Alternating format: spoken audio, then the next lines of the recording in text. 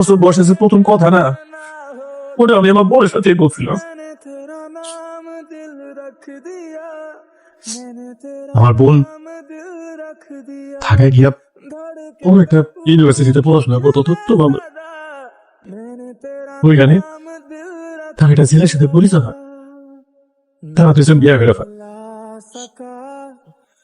পরে জানতে পারে যে ওই ছেলে পরিবারের সাথে আমাদের পরিবারের পুরো শত্রুতা।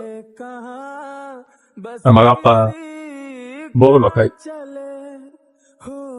কেউ আমার বোনের মাইনা নেয় রে, দিয়ে ধরে তারা মানে নেই। আমার আপার পরে তুলের সাথে বিদেশে ছিল।